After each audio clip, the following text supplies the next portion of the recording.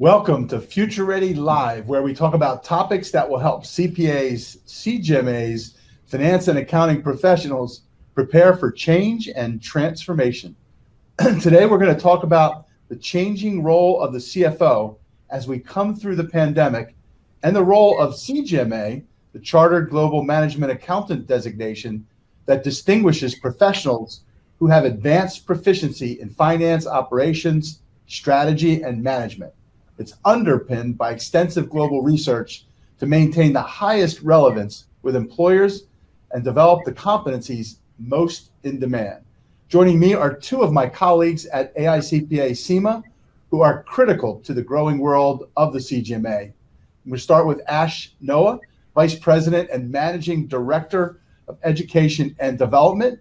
Ash is currently responsible for the design, development, and delivery of the CGMA professional qualification, a CPA and CIMA member, former CFO in a global multinational. Say hi to everyone, Ash. Hello, and it's great to be here with you, Tom. It's awesome to have you. And next is Barry Payne, the Director of External Relations, Management, Accounting. And Barry serves as a liaison to U.S. finance leaders and employers to understand how finance teams are evolving. This is in order to explore the skills, competencies, and mindsets that are emerging and important. And he's elevating the awareness of the Chartered Global Management Accountant designation. Barry, say hello to our audience. Hello, audience, and great to be with you, Ash and Tom. All right, I'm going to start with Ash. Ash, because you're in the research and development area of all this, what are the key finance capability needs that we're seeing in the market? And what's our research saying, right? How's the emphasis of some of these skills changed over the last year? Tom, there has been a significant acceleration in the changing role of finance, the changing role of the CFO and the finance leader. And that acceleration has been going on for several years. But the last year with the pandemic, we've obviously seen a paradigm shift. And what is happening now is what was being emphasized before, that the CFOs and the finance teams need to be the co-pilot to the business and really help them fly the business. That has come up again. The management teams of the businesses have really relied on the CFOs, especially over the last year, to be their eyes of the business in terms of, you suddenly hit turbulence and visibility became zero, and you did not know whether you were flying upside down or sideways. All the trends that we relied on went out of the window, and we had to do forecasting almost every day. We had to look at cash flow almost every day. The CFO suddenly became involved again in supply chain, in the customer relationships as to keeping the customers afloat with regards to credit and credit facilities for them, and speaking to the bankers about drawing down on other facilities for the businesses themselves, and look at human capital management and the production line. And the CFO really was thriving back in demand, where we have been talking about these skill sets which CFOs should be developing and have been developing, but they were brought to the fore over the last year. So that's just an overarching kind of positioning statement as to what has happened. We can drill down into the specific skill sets, etc., as we go into the conversation. Awesome. I've always loved your co-pilot metaphor that's what the CFO wants to be. Sometimes they've been in the back room as the navigator after the fact almost. And I really do love the fact that your point is that we've been on the front lines of this financial crisis, that the CFO was called in immediately, if not already, to deal with and now we're dealing with the strategy and the unknown. To your point, low visibility now, right? It was zero. Now it's like, well, maybe we're seeing the fog begin to lift, but lots of uncertainty. And that requires a whole different skill set. And we're going to go deeper into that. Now, Barry, I want to talk with you. We had a white paper called Adapt and Thrive, finance professionals at the center of economic stabilization. We're going to include that in the post-show blog post. But according to this index, this availability of skilled personnel is back in the top 3 priorities. What are you seeing this amongst finance leaders that we're talking to? Yeah, absolutely. It's now in the top 3 again of our CPA Outlook Index. And, to your point, I think there's been a lot of role stretch, even more role stretch in the CFO role over the past year, all for good things. But as I've had conversations with CFOs and finance leaders, primarily, from January onwards this year, I've been able to reflect with them about, well, what has the experiences of the last year taught you? How are you going to deal with that role stretch in terms of the people that you lead? How are you going to develop sustainable skills and capability to allow you to continue to adapt and thrive, which is effectively the essence of the report, Tom? So some of the key trends that I've been seeing, Ash, they're very similar to what you mentioned. I think the sheer acceleration of supporting the digital objectives of the business, really thinking about different dynamics around forecasting and presenting those forecasts, really taking a step back and thinking about how you as a finance individual are analyzing, blending and visualizing data and building scenarios. So for me, there's a key thing here, and I think it's a significant gap actually, Tom. On the one hand, you need individuals in your team to be highly comfortable with a digital mindset and comfortable leveraging technology, but also you need those higher level skills around, being able to strategically think and critically think, communicate and storytell. And there is a gap because even last year, almost to this very day, we produced a report with KPMG called Finance Transformation, the Human Perspective. And only 3% of leaders at that time felt that they had the skills in their team to be able to execute on those goals.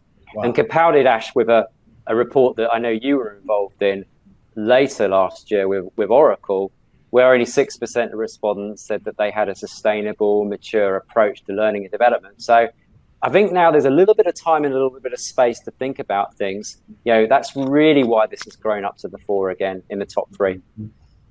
Well, and you're making a couple of big points there. I mean, that's astounding, right? The 3% or 6%. I think another survey I said 10%. So only less than 10% of finance teams have the right skills in there. And the role stretch I think that we're talking about is the CFO gets pushed up into that co-pilot role, but the rest of the team behind them often don't have the skills to keep up. So as they're doing new demands on what they're doing in transformation or deploying technologies and business transformation, the finance folks can often be behind, which then puts them in a really, it's as if both of your arms are being stretched 2 different ways, from steward to strategist, right? Yeah. Those kind of 2 different role pieces. So that's pretty fascinating. Now, when we talk about those talent and development leads, Ash, go a little deeper into what kind of skills, and it might be worth talking a little bit about the CGMA, because that's where that big basket of competencies that is basically designed to help keep those teams up to speed with that emerging CFO role. Sure, Tom. When we talk about CGMA, the management accounting, it really is 80% management and about 20% accounting. But it's the combination of the management and accounting that is really the compelling proposition, which makes CGMA, the management accounting qualification, really relevant to today. Now, the accounting part of the skill sets, we think it is technical. But if you think about it, the language of business is finance. And the only way you can express finance is through accounting. And it's the combination that makes it really powerful. So when we talk about management, we are talking about really understanding your business model. Understanding your business model, understanding your customers, being able to look at your the whole process that converts your raw materials or inputs into finished goods or services. How do you serve your customer in new ways to generate revenue? how do you leverage the opportunities that the current situation is providing in order to flex your business model, in order to pivot that we've heard so often? How do you deliver new services? And it is about leveraging technology. It is about leveraging your digital assets, about investing in the right assets. So at a high level, it is the skill of understanding your business and understanding the levers that move your business.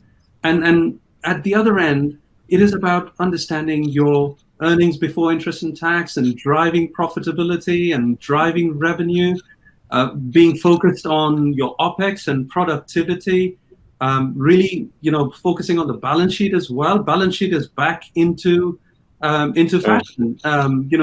Those companies that were highly leveraged struggled. Cash is back into fashion. So it's not just, we're not just about management and business management, but it's also those core accounting skills. And it's the combination of that, the right combination, which is what we strive for in the management accounting qualification CGMA. And that's what I am obsessed with, is to deliver a qualification that has the right combination of these skill sets from management all the way into accounting. So Barry, talk a little bit about how you're seeing some of the employers addressing these development needs, and the CGMA and the financial leadership program, and some of the examples we're seeing in the U.S. market. Yeah, that combination is key, Tom and Ash, absolutely, and those levers.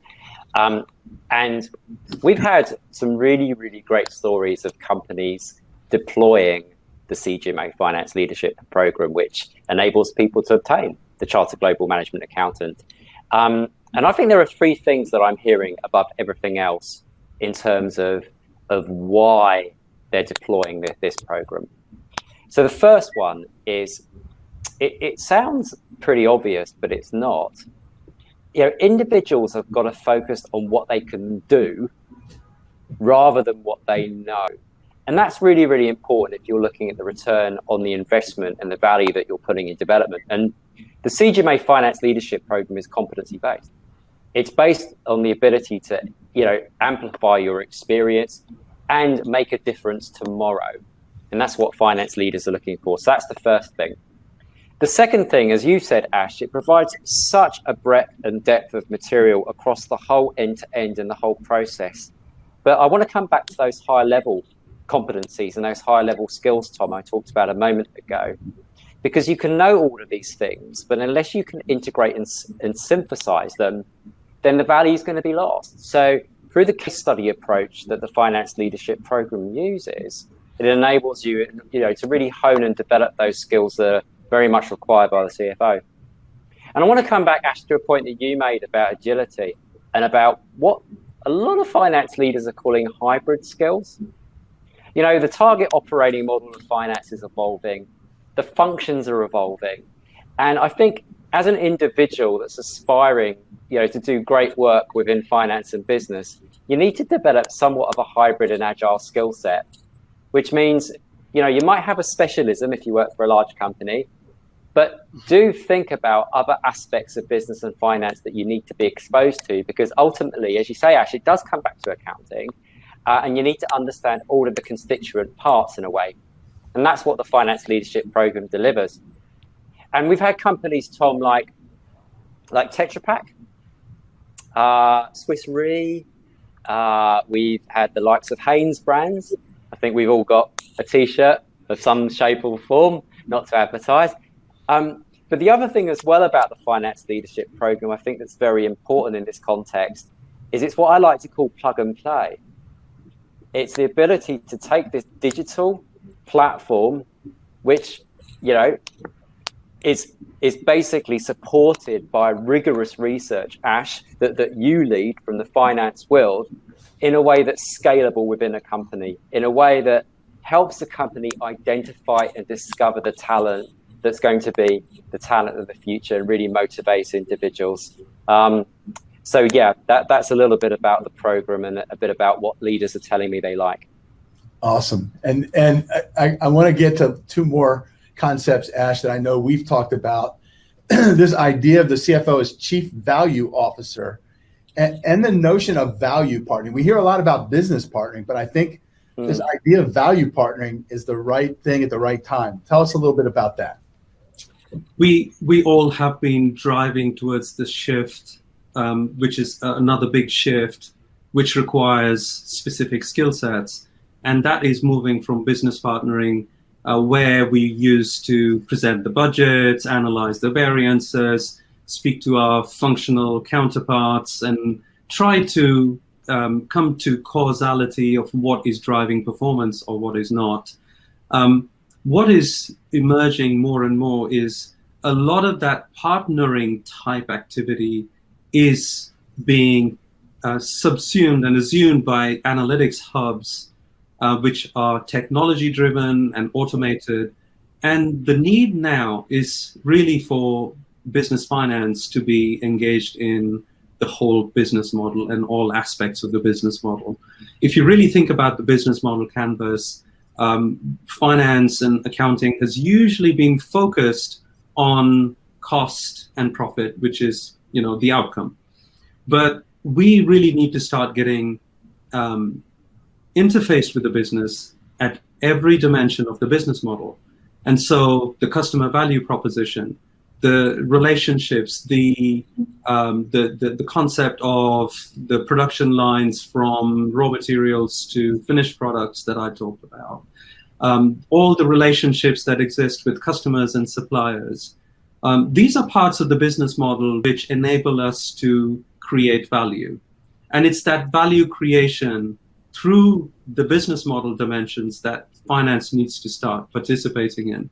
So it is essential, as the CFO becomes the CVO, as in the Chief Value Officer, it is important to take your finance function alongside, whilst we are automating what is automatable, but really using the human dimension, the judgment, the professional skepticism, the ability to join the dots across the organization, driving the data to decision, which is predominantly now through technology, owning that whole end-to-end process and driving value. And so as you see automation accelerating, as you adopt more robotics within your analytics and predictive analytics through machine learning, etc., it is really important for finance to become problem solvers. So this whole issue of value creating is through solving current problems, and it's also looking ahead, anticipating problems, and being ready for the organization to take those head on and be able to guide your businesses through that. That's what creates value. And so what we provide in our training and in FLP, the finance leadership program that Barry was talking about, is really to give you and enable a professional with structures and mental models.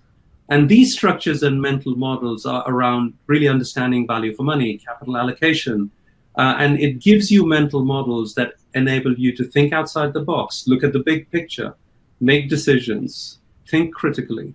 And all of these are essential attributes in order to move towards that value partnering you first talked about. So that is the co-pilot role, as you're saying, and that's that move up that strategy value curve. And now, we hear the number one thing we hear CFOs ask for in their teams consistently is strategic thinking capability, which is the core of what you're talking about. So what a great way to begin to wrap us up here. Barry, let's talk about where the audience and finance leaders could learn more, the upcoming CFO conference and Engage. Give us a little background on that, and then we'll bring it home. Yeah, there's a couple of great opportunities. So the AICPA CIMA CFO conference takes place on May the 5th to May the 7th. It's completely virtual. Registration's available. Tom, I know that you're speaking at the conference. I'm also leading a panel on this very, very subject with two good friends and great leaders, Azar Ali Zaid from Tetra Pak and Judy Romano from the Intercontinental Hotel Group. So looking forward to that. That's May the 5th to the 7th. And then our big mega conference for CPAs and finance professionals takes place on July 26th to July 29. I'm very pleased that at this moment it's hybrid, which means that it can be online, but also in person at Las Vegas. So Richard Branson is keynoting, one of my business and corporate heroes, Tom. And we have a corporate finance track. Ash, I know that you're involved in that. We have speakers from the likes of HP, Amazon, and the CFO of Janssen Johnson & Johnson. And he's speaking specifically on the transition from business partnering to value partnering. So I encourage and welcome the audience to search out those opportunities. Lots of big learning on that. The hashtag, by the way, for Twitter and LinkedIn is AICPA CFO for that CFO conference. You can go to cgma.org or aicpa.org to get more about both of those conferences. Twitter, at @CGMA for more about that. And then connect to both Barry and Ash. Barry is at PAYNEBA7. And Ash is at @Ash_Noah, NOAH. Thank you both for joining us. This was, I think, timely. And don't miss our other Future Ready Live sessions. We'll be back here the first and third Tuesday of each month at noon Eastern. See you then. And Barry and Ash, thank you very much for being here with us. Thank you. It was great talking to you all. Thank you for listening.